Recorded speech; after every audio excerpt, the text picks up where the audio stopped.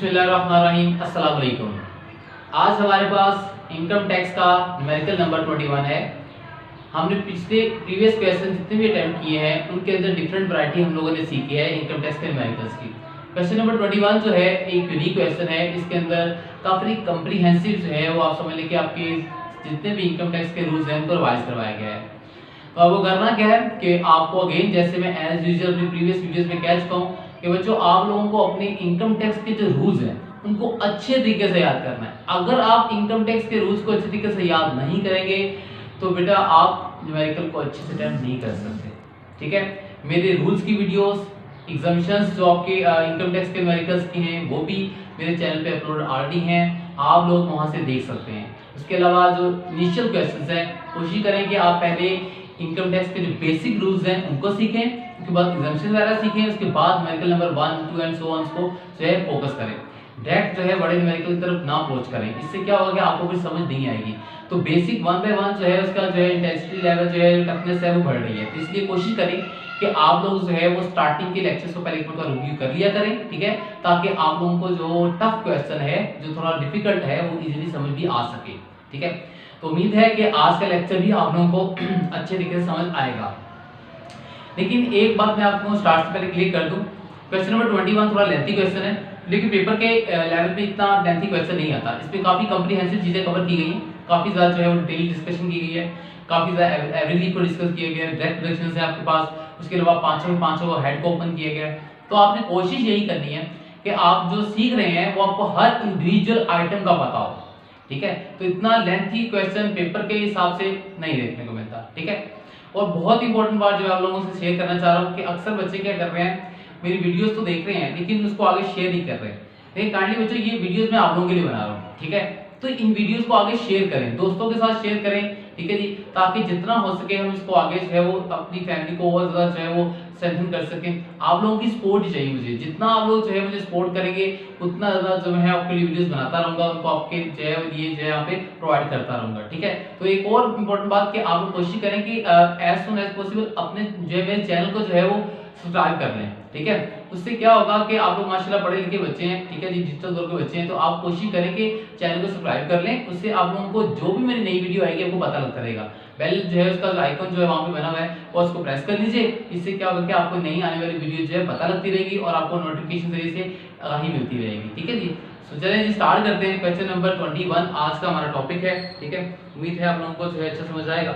सो जी question number 21 हमारे पास है, मैं ज्यादा टाइम नहीं लूंगा इसके ऊपर भी, ऑलरेडी क्वेश्चन बहुत लेंथी है, तो हम जो है अपने न्यूमेरिकल की तरफ जो है स्ट्रेट फॉरवर्ड बढ़ते हैं। तो क्वेश्चन नंबर 21 जो है इसको हम पहले एज यूजुअल जैसे हमारा पुराना तरीकाकार है, पहले हम क्वेश्चन को पढ़ते हैं। ठीक है, तो 1 बाय 1 को जो है वो थोड़ा रीड करेंगे और फिर इसको अटेम्प्ट करेंगे। क्वेश्चन नंबर 21,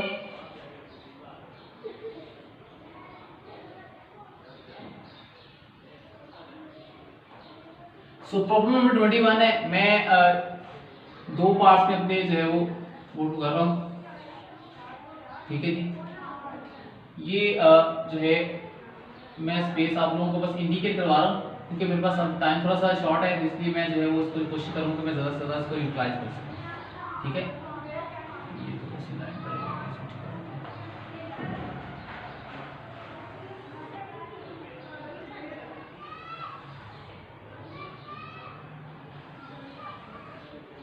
ठीक है जी। यहाँ पर जो है आपने हेडर बनाना है, पिछले प्रीवियस क्वेश्चन में मैं बनाता आ रहा हूँ। ठीक है, मैं जैसे यहाँ पे हेडिंग लिख देता हूँ, वो आप लोगों ने हेडिंग लाजमी बनानी है। मिस्टर जो है वो इनका नाम है प्रोफेसर मलिक एहसान साहब है कोई, ठीक है, उनका आप लोगों ने यहाँ पे जो है वो नेम लिख के जो भी कॉन्टेक्ट होगा उनका जो है वो यहाँ पे लिख देना है। ठीक है, हेडिंग बन जाएगी, proper name, residence status, tax year, each and everything हमने लिख देना है। ठीक है जी, अब स्टार्ट करते हैं जी। सबसे पहला हेड हमारा जो होता है न्यूमेरिकल का वो होता है जी इनकम फ्रॉम सैलरी का। ठीक है, तो हम अपना पहला हेड ओपन करेंगे, that one is income from salary. आप लोग जो है प्रीवियस वीडियोस देख चुके हैं, सैलरी किसे कहते हैं इसके बारे में डिटेल डिस्कशन हो चुकी हुई है मेरे वीडियोस में, कि जो है एम्प्लॉयमेंट रिलेशनशिप में मिलने वाली आपको जितने भी बेनिफिट्स होते हैं वो आपकी सैलरी इनकम होते हैं। तो स्टार्ट करते हैं बिस्मिल्लाहिर्रहमानिर्रहीम। पहला हमारे पास है जी basic salary. Basic salary without any doubt हमारे पास इनकम फ्रॉम सैलरी का पार्ट होती है बच्चों। सो बेसिक सैलरी आपके पास है जी 18 लाख। ठीक है, 18 लाख। ये कॉलम जो है मेरा एग्जाम्प्ट का होता है, ये टैक्सेबल का होता है, और ये जो सेकंड कॉलम है ये वाला, ये हेड की वर्किंग के लिए होता है, और ये हेड के जो है वो टोटल के लिए। ठीक है जी, तो ये मेरे पास 3 कॉलम है। तो मेरे पास बेसिक सैलरी आई है, तो बेसिक सैलरी मेरे पास है जी 18 लाख की। 80 लाख मेरे पास जो है वो बेसिक सैलरी है, मैंने स्ट्रेट फॉरवर्ड 80 लाख अपना जो है वो आउटर कॉलम में जो है वो लिख दिया। ठीक है जी, तो इसको जो है थोड़ा सा चेक कर लीजिएगा हमारे पास। तो 18 लाख की मेरे पास सैलरी होगी। नेक्स्ट है मेरे पास बोनस है जी मेरे पास। तो बोनस भी जो है वो हमारे पास इस साल जो है वो जो मिला है हमारा टैक्सेबल हो जाएगा। हमारे पास बोनस है जी 4 लाख का, तो स्ट्रेट फॉरवर्ड जो है वो 4 लाख भी जो है हमारे पास क्या हो जाएगा, टैक्सेबल हो जाएगा। 4 लाख के बाद मेरे पास नेक्स्ट अमाउंट है जी एंटरटेनमेंट अलाउंस। एंटरटेनमेंट अलाउंस भी हमारा बाय डिफॉल्ट जो है वो टैक्सेबल होता है, स्ट्रेट फॉरवर्ड बेनिफिट है एम्प्लॉइज का। एंटरटेनमेंट अलाउंस हमारे पास है 2 लाख। तो 2 लाख का जो है एंटरटेनमेंट अलाउंस हम जो है यहाँ पे पुट कर चुके हैं। नेक्स्ट वन हमारे पास है जी कन्वेंस अलाउंस। कन्वेंस अलाउंस भी हमारा टैक्सेबल होता है। तो कन्वेंस हमारे पास जो है वो यहाँ पे जो दी गई है वो है जी 1,75,000। 1,75,000 जो है हम यहाँ पे जो है पुट कर देंगे। 1,75,000 कन्वेंस अलाउंस हो गया जी। नेक्स्ट वन है जी हमारे पास leave fare assistance. Leave fare assistance मिली है तो ये भी टैक्सेबल होगी। एम्प्लॉयमेंट रिलेशनशिप में मिल रही है तो आपको फायदा प्रोवाइड किया जा रहा है कंपनी की तरफ से। तो लीव फेयर असिस्टेंस हमारे पास है 60,000 की जी, 60,000 की लीव फेयर असिस्टेंस। आगे मेरे पास है जी ट्रैवलिंग है एंड डेली अलाउंस। ठीक है जी, not properly verified travelling allowance है तो इसका प्रॉपर वेरिफिकेशन नहीं है तो टैक्सेबल हो जाएगा हमारे पास ये। वैसे ट्रैवलिंग अलाउंस जो है वो ऑफिशियल ड्यूटी के लिए आता है तो यहाँ पे वेरिफिकेशन नहीं मिल रही, इसलिए ये वाला अलाउंस जो है वो टैक्सेबल होने जा रहा है। 35,000 मैंने इसलिए टैक्सेबल किया है बच्चों क्योंकि ये बेसिकली आपका जो है इसलिए टैक्सेबल हो रहा है क्योंकि इसकी प्रॉपर वेरिफिकेशन आपके पास अवेलेबल नहीं है। अगर वेरिफिकेशन होती तो फिर हम इसको जो है वो अपनी इनकम का पार्ट नहीं बनाते, तो इसलिए यहाँ पे ट्रैवलिंग अलाउंस को जो है हम अपना इनकम का पार्ट बना रहे हैं। ठीक है जी, आगे चलते हैं जी। तो नेक्स्ट इनकम हमारे पास है ट्रैवलिंग अलाउंस हो गया। Senior post allowance, senior post allowance भी हमारा टैक्सेबल हो गया यहाँ पे क्योंकि एम्प्लॉयमेंट रिलेशनशिप में मिल रहा है तो इसके लिए खास बात बताने की जरूरत नहीं है कि मैं आपको ये बताऊं कि जी क्यों टैक्सेबल हो रहा है। इसके लिए मैंने आपको एक जनरल रूल बताया हुआ बच्चों कि आप लोगों ने ये बात ध्यान में रखनी है कि एम्प्लॉयमेंट रिलेशनशिप में मिलने वाला हर बेनिफिट आपका सैलरी में चला जाता है। ठीक है जी, अनलेस अदरवाइज जिसके स्पेशल रूल्स आपको करवाए गए हैं जो कि एग्जाम टाइम उनको आप छोड़ेंगे, बाकियों को आप टैक्सेबल करने वाले हैं। इसका हमने कोई स्पेशल रूल नहीं पढ़ा, इसलिए ये स्ट्रेट फॉरवर्ड हमारा जो है वो टैक्सेबल हो जाएगा। तो सीनियर पोस्ट अलाउंस है मेरे पास 70,000 का, 70,000 का सीनियर पोस्ट अलाउंस है। आगे जी मेरे पास है रेंटल इनकम फ्रॉम बिल्डिंग। अभी तक सैलरी का तो ये पोर्शन चल रहा है तो इसमें प्रॉपर्टी स्टार्ट हो गया तो मैं थोड़ा गैप देकर जो है सैलरी का पोर्शन छोड़ रहा हूं ताकि मेरा सीक्वेंस तो डिस्टर्ब ना हो। साथ जब सैलरी की नई इनकम आएगी तो यहाँ पे ऐड कर लूंगा। तो मैं यहाँ पे इनकम फ्रॉम प्रॉपर्टी यहाँ पे जो है हेड ओपन कर लेगा बच्चों।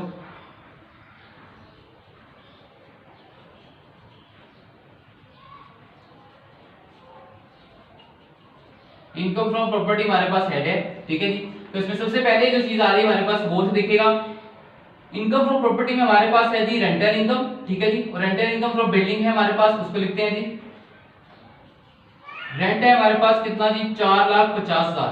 ठीक है जी, अब इसको बड़ा और से देखिएगा यहाँ पे 4,50,000 हमारे पास यहाँ पे इनकम शो करवाई जा रही है रेंटल की। इसमें से हमने लेस कर देना बच्चों जो कि रेंटल इनकम नहीं है, लाइक फर्नीचर और फिटिंग्स की जो आपको आ रहा है रेंट वो यहाँ पे नहीं आना।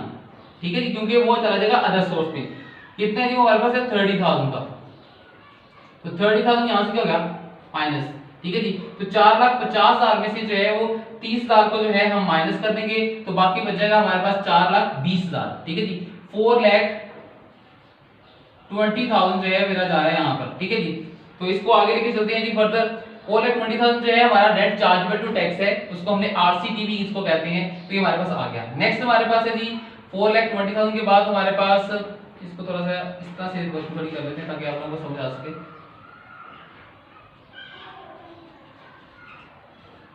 4,20,000 ये आरसीटी आ गया, यानी रेंट चार्जेबल टू टैक्स हमारे पास आ गया। नेक्स्ट वन हमारे पास है जी डेप्रिसिएशन ऑफ बिल्डिंग। बेटा डेप्रिसिएशन ऑफ बिल्डिंग जो है वो अलाउ नहीं होती, ठीक है, रेंटल इनकम के ऊपर। उसके बाद है जी प्रॉपर्टी टैक्स पेड, जो टैक्स पे किया प्रॉपर्टी का वो आपको एज अ डिडक्टेबल अलाउंस मिलेगा, तो इसमें से लेस करेंगे हम लोग जो इसकी डिडक्शंस हैं। ठीक है, जो एफबीआर हमें प्रॉपर्टी इनकम पे अलाउ करता है, तो लेस करेंगे पहले प्रीवियस ईयर्स के अगर कोई बच्चा बैठा हुआ या सुन रहा है लेक्चर को, तो वो सुन ले कि प्रॉपर्टी प्रीवियस ईयर में ग्रॉस टैक्सेबल होता, अब दोबारा से उठाकर प्रॉपर्टी को नॉर्मल स्लैब में लिया है और दोबारा जो है हमारा इसके ऊपर डिडक्शन मिलती है और नेट इसका टैक्सेबल होता है। ठीक है जी, तो प्रीवियस वाला जो कांसेप्ट है वो नहीं चलेगा। तो हमारे पास सबसे पहले यदि प्रॉपर्टी टैक्स लेस करने हैं, डिडक्शंस अलाउ हैं, हमें याद भी करनी है। सबसे पहली डिडक्शन है हमारे पास प्रॉपर्टी टैक्स। प्रॉपर्टी टैक्स हमारे पास कौन सा जी, कितना दिया है प्रॉपर्टी टैक्स, वो हमारे पास है जी प्रॉपर्टी टैक्स 20,000 का। 20,000 का प्रॉपर्टी टैक्स मैंने यहाँ से क्या करना है, माइनस करना है। ऐसा करके इसको कंबाइन करके एक साथ माइनस कर लेंगे जितने भी हमारे खर्चे होते हैं। एक ये हो गया हमारे पास प्रॉपर्टी टैक्स। नेक्स्ट मेरे पास है जी कलेक्शन चार्जेस। एक बात थोड़ा कंफर्म कर लीजिए, आपके जितने मर्जी कलेक्शन चार्जेस हों आपको 4% तक अलाउड है, यानी 4% तक अगर आपकी प्रॉपर्टी जो है टैक्सेस जो सॉरी आपके जो कलेक्शन चार्जेस उनको रिस्ट्रिक्शन लगा हुआ है। ठीक है, तो यानी कि आपको कलेक्शन चार्जेस जो है वो 4% तक अलाउड हैं, उससे ऊपर अगर आप करते हैं तो वो अलाउड डिसअलाउ हो जाएंगे। तो 4% अगर नीचे है तो वहां तक है, यानी कि लिमिट जो आपकी लगी है 4% है, उससे ऊपर आप नहीं जा सकते। ठीक है जी, तो हम देख लेते हैं हमारा जो कलेक्शन चार्जेस का यहाँ पर जो है वो सिस्टम रहा है वो कितना है हमारे पास। जो सवाल में कलेक्शन चार्ज प्रॉपर्टी के दिए गए हैं वो हमारे पास है 48,000। ठीक है जी, तो 48,000 के हमारे पास यहाँ पे कलेक्शन चार्जेस है, जबकि हमारे एक्चुअल कलेक्शन चार्जेस जो है जो 4% बनते हैं आरसीडी के, 4% किसका लेना है, इसका आरसीडी का। ठीक है जी, और वो हमारा बनता है कितना जी, 16,800 समथिंग है। ठीक है जी, तो हम उसको लेंगे।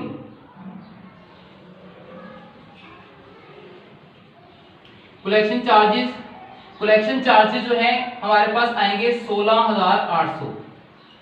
ठीक है जी, कलेक्शन चार्जेस हमारे 16,800 हो गए। ठीक है जी, उसके अलावा एक चीज कंफर्म याद कर लीजिए, अगर आप लोगों को जो है वो स्किप होती है माइंड में रिपेयर्स के हवाले से, तो एक स्ट्रेट फॉरवर्ड सी थिंग है, वो ये है कि रिपेयर आपने जितने मर्जी करवाए हों आपको फिक्स 1/5 रिपेयर्स अलाउ हैं, यानी कि आपके रेंट का जो आपका ये आरसीटी है, रेंट चार्जेबल टैक्स है, इसके ऊपर आपको रिपेयर तो मिलने हैं। ठीक है, वो आपने कोई और एक्सपेंस किया है नहीं किया, आपको इसके 1/5 मिलेंगे। इसका मतलब है कि हमें यहाँ पर इस क्वेश्चन में 1/5 रिपेयर्स अलाउंस फिक्स मिलना है, इररिस्पेक्टिव आपके एक्चुअल रिपेयर कितने हैं। तो एक्चुअल रिपेयर को हम कंपेयर भी नहीं करेंगे, हमें जो 1/5 फिक्स अलाउ है वो यहाँ पे जो क्लेम करेंगे, तो 1/5 हमारे पास जो है वो रिपेयर आ जाएगा।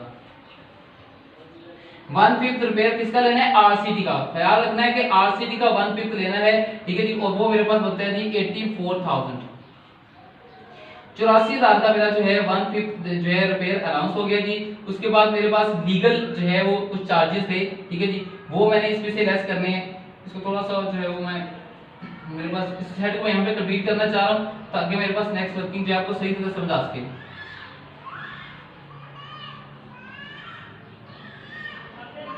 तो इधर देख लेते हैं ऊपर हमारे पास, और उसके बाद रहती है हमारे पास ये प्रॉपर्टी टैक्स हो गया, कलेक्शन चार्ज हो गया, रिपेयर हो गया, डेप्रिसिएशन अलाउ नहीं है, मैंने आपको पहले बता दिया है। और एक चीज रहेगी, that one is legal expense.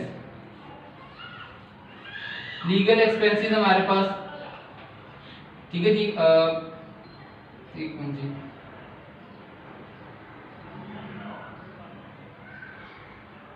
जी ये हमारे पास लीगल एक्सपेंस जो है जो इस क्वेश्चन में दिए गए हैं, legal charges for drafting of rent agreement. ठीक है जी, वो हमारे पास 19,000 है। ठीक है जी, 19,000 के लीगल एक्सपेंस है जो हम यहाँ पे क्लेम कर रहे हैं। ठीक है जी, अब दोबारा इसको रिपीट कर लेते हैं। हमारे पास कौन कौन से था, एक हमारे पास रिपेयर चार्जेस है, एक कलेक्शन चार्जेस है हमारे पास, वो भी हो गए हैं। ठीक है, जो कलेक्शन चार्जेस जो हैं वो 4% हमने आरसीटी का लेना है। ठीक है, उस हमारे जो एक्चुअल थे वो बहुत ज्यादा थे, लेकिन हमारा जो अलाउ किया गया वो 4% आरसीटी का है। प्रॉपर्टी टैक्स आ गया, लीगल एक्सपेंस आ गया। अब इन सारे खर्चों को हम नेट करके इधर ले आएंगे जो हमारे टोटल खर्चे हैं। ठीक है जी, और हम अपने प्रॉपर्टी टैक्स में से क्या कर लेंगे, इनको माइनस कर लेंगे। तो हमारे प्रॉपर्टी टैक्स में ये सारे खर्चे आ जाएंगे और उनकी वैल्यू है हमारे पास 1,39,800। ये मेरे पास जो है मेरा एक्चुअल प्रॉपर्टी के डिडक्शन है। हम अपनी प्रॉपर्टी इनकम 4,20,000 में से जो है 1,39,800 को जो है डिडक्ट कर लेंगे, माइनस कर लेंगे। ठीक है जी, और उसके बाद फिर हमारे पास जो है जो इनकम आएगी वो हमारी इनकम हो जाएगी, रेंट जो है chargeable to tax outer column में चला जाएगा, दैट वन इज 2,80,200। ठीक है जी, प्रॉपर्टी इनकम का जो है स्लैब चल रहा है। ठीक है, तो हमारे पास ये कंप्लीट हो चुका है प्रॉपर्टी का। आगे चलते हैं, इसको आगे और लेके चलते हैं। नेक्स्ट वन बच्चों, हमारे पास प्रॉपर्टी इनकम जो है वो खत्म हो चुकी है। तो उसके बाद हमारे पास जो इनकम आ रही है कंसिडरेशन फॉर वेकेटिंग फॉर जो है पोजीशन, ये जो कंसिडरेशन फॉर वेकेटिंग पोजीशन है ना बच्चों, ये आपके पास बेसिकली जो है आपको कोई आपने किराए वगैरह पे जो है मकान लिया होगा, आपने दिया नहीं है किसी को, दिया हो तो उसके ऊपर आपको कंसिडरेशन मिल रही है, तो ये इनकम फ्रॉम अदर सोर्स में जाएगी। ठीक है, तो हम यहाँ पे उसको ओपन कर लेते हैं क्योंकि बाद में स्किप ना हो जाए, इसलिए साथ साथ हर आइटम उसके रेलेवेंट हेड में पुट किया करें ताकि वो स्किप ना हो सके। तो हमारे पास प्रॉपर्टी, इनकम फ्रॉम प्रॉपर्टी है, तो मैं यहाँ पर जो है थोड़ी सी स्पेस देकर जो है मेरे पास, क्योंकि इसके बाद नेक्स्ट मेरी बिजनेस इनकम आ सकती है, मैं उसको लिखूंगा। तो इनकम फ्रॉम बिजनेस का हेड में यहाँ पे बना देता हूँ।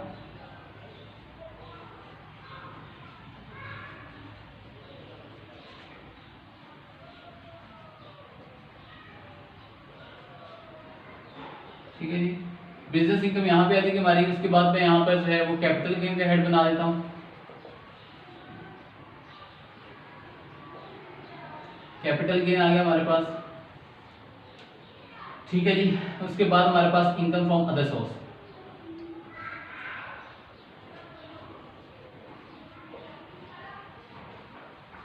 अदर सोर्स यहाँ पे। ठीक है जी, तो यहाँ पर हमारे पास जो है जो यहाँ पर इनकम आई है इनकम फ्रॉम अदर सोर्स की, उसको लिख लेते हैं।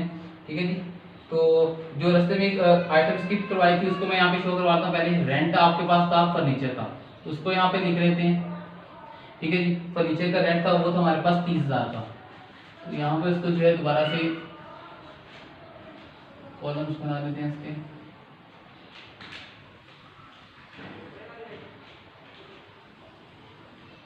तो फर्नीचर के जो हमारे पास वहाँ पे वैल्यू थी वो थी 30,000, 30,000 का मेरे पास फर्नीचर था। ठीक है, जो वहाँ पर जो आया था।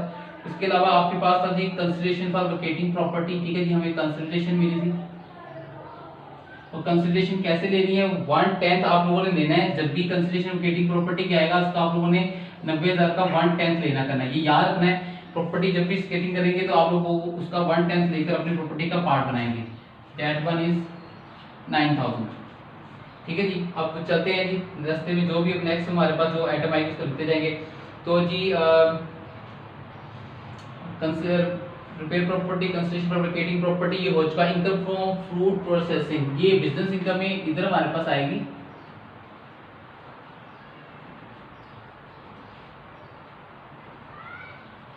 इनकम फ्रॉम फ्रूट प्रोसेसिंग है जी हमारे पास, और मालाकंड रीन के अंदर है, और 30 जून 2017 ये स्टार्ट कब किया था उन्होंने, 30 जून 2017 में किया था, और 2,60,000 है वैल्यू।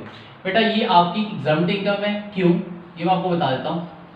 लॉजिक क्या है इसके एग्जाम्प्ट होने की, हमारी गवर्नमेंट ने जो है 5 साल तक एग्जाम्पशन दी होती है। इसको जो स्टार्टिंग पॉइंट था वो 17 था, यानी कि इसका टैक्स ईयर 18, 19, 20, 21 और 22, ये टैक्स ईयर का इस वक्त 22 है, तो 22 तक इसको एग्जाम्पशन मिलेगी।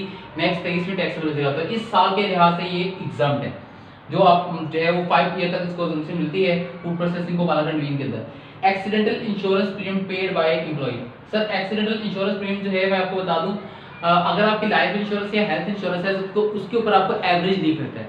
एक्सीडेंटल इंश्योरेंस के ऊपर आपने खुद खर्चा किया है, एक्सपेंस है, इनकम नहीं है, पहले तो ये समझ लीजिए। एक्सपेंस पे टैक्स नहीं लगता, इनकम पे टैक्स लगता है। हम इनकम टैक्स पढ़ रहे हैं, एक्सपेंस टैक्स नहीं पढ़ रहे। तो उसने एक्सपेंस किया, उसके ऊपर वो क्लेम करना चाहेगा, तो उसको एवरेज लीव का क्लेम यहाँ पे नहीं मिल सकता, क्योंकि एक्सीडेंटल इंश्योरेंस का एवरेज लीव क्लेम नहीं होता। ठीक है जी, तो आगे चलते हैं जी हमारे पास। तो ये आइटम हमारे नहीं हो, ट्रीटमेंट नहीं होगा इसका। Donation to recognise educational institution, ये बड़ा और से चीज को समझिएगा। Donation to recognise educational institution आप लोगों ने किया है, इसके ऊपर आपको एवरेज लीव मिलेगा।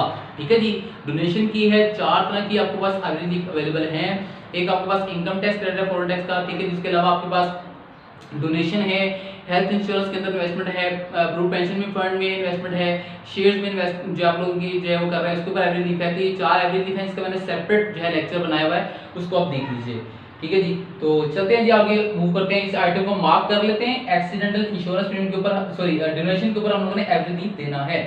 आगे ज़कात है, ज़कात डिडक्टेड की है। टोटल इनकम जब आ जाती है उसके बाद डायरेक्ट डिडक्शंस को माइनस करते हैं। अब डायरेक्ट डिडक्शन कौन सी होती है, इसके भी सेपरेट लेक्चर बनाया हुआ है मैंने। डायरेक्ट डिडक्शन बेसिकली हमारे पास ओवरऑल वैसे 5 है, ठीक है जी।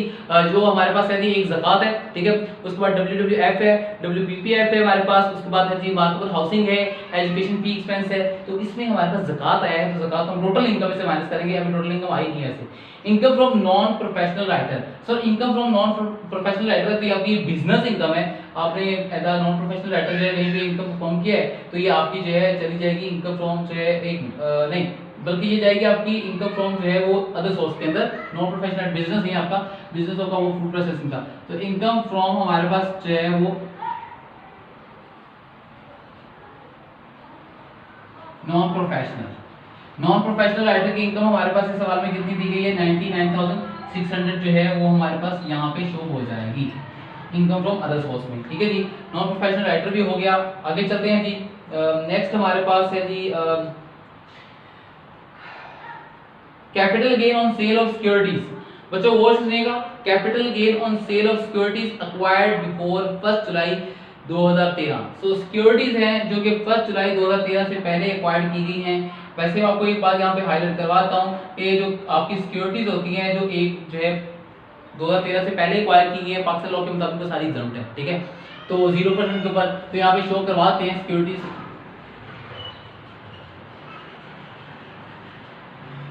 सिक्योरिटीज हमारे पास जो है जो बताई गई है यहाँ पर, ठीक है जी,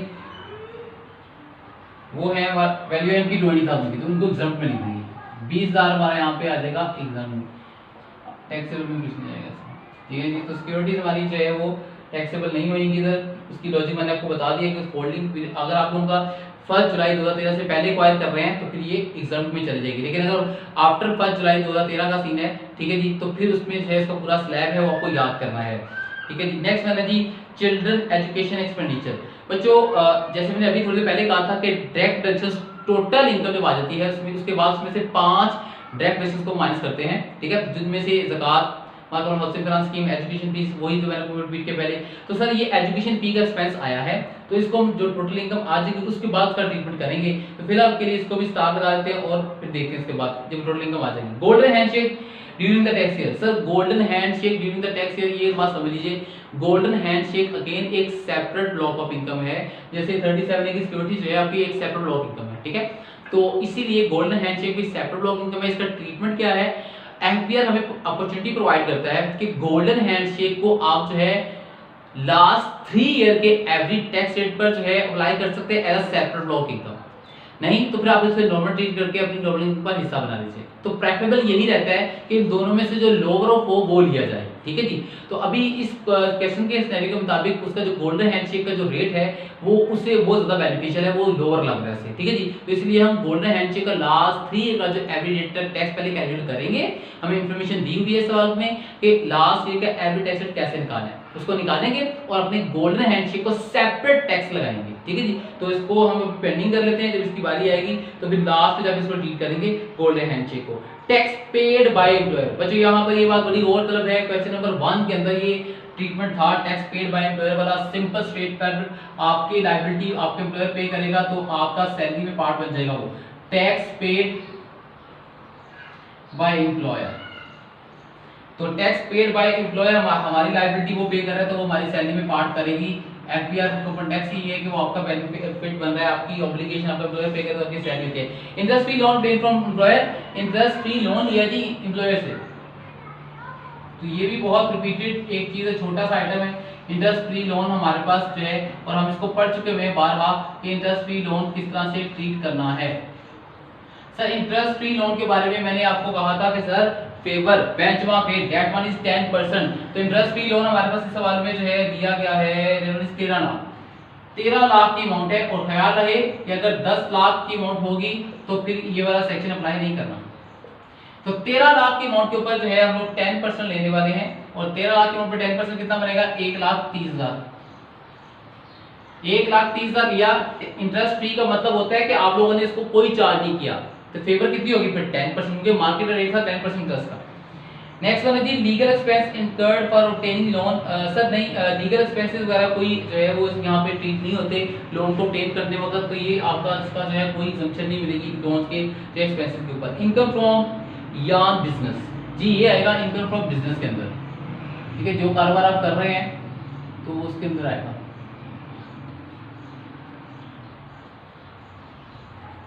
इनकम फ्रॉम यान है जी हमारे पास, तो कितने है जी हमारे पास 1,25,800, तो टैक्सेबल इनकम में जाएगा 1,25,800 में चला जाएगा।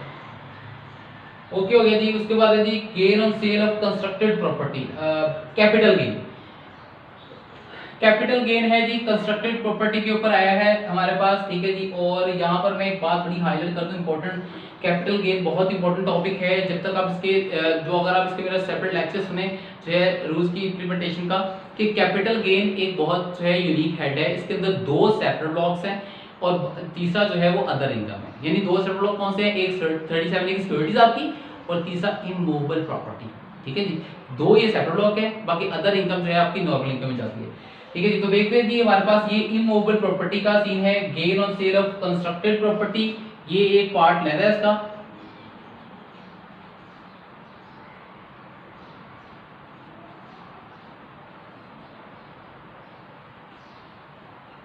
Gain on sale of constructed property, तो सर यहां से गौर सुन लीजिएगा, उसने क्या दिया, होल्डिंग पीरियड जो है हमारे पास जो दिया गया है वो है construction of property was completed in December 21। आपकी जो कंस्ट्रक्शन है कंप्लीट वो हुई है जी, वाज कंप्लीटेड इन दिसंबर 2021। तो आपने इसको बेचा कब है जाके, ऑब्वियसली इसका होल्डिंग पीरियड जो है वो लेस देन फिर 1 ईयर बनता है। 21 दिसंबर 21 में कंप्लीट हो रही है, तो 1 साल पूरा नहीं हुआ 2022 तक, 30 जून 2022 तक, ठीक है जी। तो इसीलिए फिर उस कॉन्टेक्स्ट के लिहाज से हमारा जो है इसका 1 ईयर कंप्लीट नहीं हुआ, तो इसका 100% जो गेन है वो टैक्सेबल होगा। और टैक्स का रेट क्या लगेगा वो लास्ट में जाके हम लगाएंगे, सेपरेट ब्लॉक लगता है। अमाउंट कितनी इस वक्त आ रही है, इसकी अमाउंट जो है वो आ रही है ऑलमोस्ट 18 लाख के करीब समथिंग मेरे ख्याल से आ रही है, ठीक है जी। तो इसकी जो है नहीं 15 लाख, 15 लाख के करीब अमाउंट है ये। 15 लाख के ऊपर जो है ऑलमोस्ट 3.5% टैक्स आपको पड़ने वाला है, ठीक है। और जो नीचे है जी वो 18 लाख की अमाउंट है, उसका होल्डिंग पीरियड जो है वो आपका 1 साल से ज्यादा हो गया। कैसे पता लगा, क्योंकि उसने दिसंबर 20 में इसकी कंस्ट्रक्शन कंप्लीट कर ली थी और बेचा कब आ गया, 30 जून 2022 में।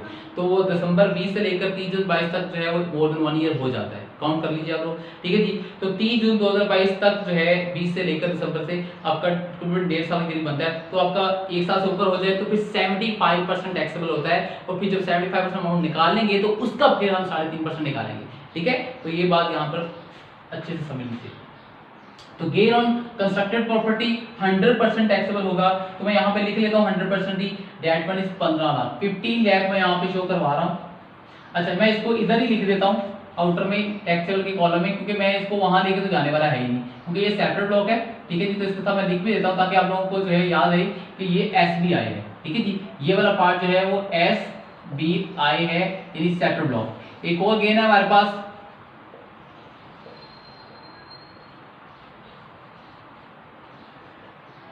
वो भी जो है हमारे पास कंस्ट्रक्टेड प्रॉपर्टी है, gain on sale of constructed property हमारे पास, ठीक है जी। उसको भी देख लेते हैं। और वो जो है हमारे पास है 18 लाख की, ठीक है जी। उसको मैं यहाँ पे शो करवाने लगा हूँ, अगेन वो भी SBI है, SBI। कितनी अमाउंट है, 18 लाख की, इसका लेंगे 75% टैक्सेबल, यानी कि इसका 75% जो है हम लोग टैक्सेबल करने वाले हैं। ये वाला पहले भी कह चुका हूँ आप लोगों को कि आपको याद रखना है, ज़हन में रखना है कि जो कैपिटल गेन होता है हमारा वो सारे का सारा टैक्सेबल जो है 100% टैक्सेबल तब होता है अगर आपको होल्डिंग पीरियड जो है वो लेस देन 1 ईयर हो। अगर मोर देन 1 ईयर है तो फिर ऑब्वियसली फिर उस सूरत में हम लोग उसका 75% जो है वो जो है टैक्स लगाएंगे इसको, ठीक है। तो अब इसको आगे लेके चलते हैं। तो हमारे पास जो है वो 13,50,000 बनता है जी, इसका 75%, 13,50,000, 13,50,000 हमारे पास ये बनता है। और आउटर में इसको लेके नहीं जाएंगे, बारहा बता चुका हूँ क्यों। उसकी वजह ये है कि ये सेपरेट ब्लॉक है, इनको हम लास्ट पे जाके सेपरेटली टैक्स लगाएंगे, ठीक है जी। तो यही इसको क्वेश्चन की एक यूनिक बात है कि ये काफी लेंथी क्वेश्चन है जो कि आपको सारे कॉन्सेप्ट ऑलमोस्ट कवर करवा रहा है यहाँ के अंदर। खास तौर पे आपके मेजर पार्ट जो कैपिटल गेन वाला एरिया है, प्रॉपर्टी वाला एरिया है, ठीक है, डिडक्शन एंड रिलीफ के लिहाज से, ठीक है जी। आगे बढ़ते हैं जी, ऑलमोस्ट कंप्लीशन की तरफ जा रही है एंट्रीज हमारी। नोट्स है हमारे पास, rent free furnished accommodation provide की जा रही है sir by employer. Entitlement of rent for accommodation is 6 lakh, fair market rent है FMR हमारे पास 9 लाख है, house is owned by spouse, उसकी जो है वाइफ का बेसिकली ये घर है, ठीक है जी, तो वो उसको एज रेंटली अकोमोडेशन मिली हुई है। हमें तो स्ट्रेट फॉरवर्ड यही समझाया गया जी 45% आपने बेसिक सैलरी का लेना है सर, ठीक है जी, और दूसरा पार्ट क्या करना है एफएमआर, फेयर मार्केट रेंट जो है वो आपने पिक करना है, उसके साथ कंपेयर करेंगे हम लोग, जो इसमें से हायर होगा वो सैलरी का पार्ट बन जाएगा, ठीक है जी। तो हमारे पास एक पार्ट जो है वो हम लिख लेते हैं यहाँ पे अकोमोडेशन। अकोमोडेशन हमारे पास है जी, अकोमोडेशन कितनी है हमारे पास, एक तो जो है 45% आ जाएगा ए पार्ट, और दूसरा हमारे पास बी पार्ट। इन दोनों में से जो हायर ऑफ होगा वो टैक्सेबल हो जाएगा सैलरी में जाके, ठीक है जी। अब ए पार्ट में हमारे पास क्या जी 45% of basic salary, basic salary कितनी है 18 लाख। ये याद है कि ये 45% हम लोगों ने एमटीएस का लेना होता है, अगर एमटीएस गिवन ना हो तो फिर हम लोग जो है वो 45% बेसिक सैलरी का ले लेते हैं, तो इस वक्त हमारे पास एमटीएस नहीं है तो इसलिए मैं फिर बेसिक सैलरी का ले रहा हूँ 8,10,000 सर। एक वैल्यू ये आ गई है और दूसरी है एफएमआर हमारे पास, और वो हमारे पास FMR that one is 9 lakh, तो which one is higher 9 lakh, तो 9 लाख जो है वो आपकी सैलरी का पार्ट बन गया, ठीक है जी। यहाँ पर हमारे पास ये हाईलाइट हो गया। आगे चलते हैं जी, टैक्स डिडक्टेड एट सोर्स है बच्चों, और सुन लीजिए, tax deducted at source advance tax है, लास्ट में जाके माइनस करेंगे। Compensation from insurance company in respect of a damage to agriculture produce, sir ये वाली जो आपको कंपनसेशन मिली है ये एग्रीकल्चर पर्सपेक्टिव में मिली है, ठीक है जी, और एग्रीकल्चर में मिलने वाली जो हमारे पास वो एग्जाम्प्ट होती है, ठीक है जी, एग्रीकल्चर भी एग्जाम्प्ट है, ये कंपनसेशन जो हमें मिली है ये भी हमारी क्या जाएगी एग्जाम्प्ट हो जाएगी, तो 80,000 की कंपनसेशन यहाँ पे exempt. In the last year his every rate of tax, sir ये आपका every rate of tax last year का दिया गया है गोल्डन हैंडशेक के लिए। नहीं जी, यहाँ पर हमारे नोट्स भी कंप्लीट हो गए, ऑलमोस्ट एंट्रीज हमारी इनपुट हो चुकी हैं। नेक्स्ट पार्ट जो मेजर पार्ट है वो इसका है बेसिकली सेकंड पार्ट, और वो है इसका क्या पार्ट है जी, इसकी कैलकुलेशन। तो हम टोटल इनकम तक इसको लेके जाते हैं, बाकी हम दूसरा पार्ट जो है इसकी जो है वो टोटल इनकम के बाद जो है इसका सेकंड पार्ट स्टार्ट करेंगे। तो अब देखते हैं जी टोटल इनकम हमारे पास कितनी आ रही है। तो मुझे इस वीडियो को रोकना पड़ा, थोड़ा टेक्निकल फॉल्ट की वजह से जो है कैमरा शट डाउन हो गया था, इसलिए मैं दोबारा वीडियो स्टार्ट कर रहा हूं। ठीक है जी, एग्रीकल्चर इनकम जो है हमारे पास बेसिकली जो है उसको हम देख रहे थे। तो एग्रीकल्चर इनकम हमारे पास जो है वो यहाँ पर सवाल में जो है एग्रीकल्चर इनकम तो नहीं है, बेसिकली हमारे पास जो है इंश्योरेंस क्लेम हुआ है तो वो हमारे लिए एग्जाम्प्ट होगा, जिसके बारे में पहले कहते हैं कि एग्रीकल्चर इनकम हमारी एग्जाम्प्ट होती है, उसके ऊपर जो क्लेम मिलने वाला है वो भी हमारा क्या है एग्जाम्प्ट है। तो 80,000 का हमारे पास ये क्लेम आ रहा है, ठीक है जी, 80,000 का, तो वो हमारे लिए एग्जाम्प्ट है। सो दैट्स इट जी, ये हमारे पास सारी चीजें कंप्लीट हो चुकी हैं ऑलमोस्ट, ठीक है जी। अब इसका भी टोटल कर लेते हैं, तो ये हमारे पास बन जाएगा 1,38,600। अब इसको टोटल कर लेते हैं सारे हेड्स को, जिसको हम टोटल इनकम का नाम देंगे।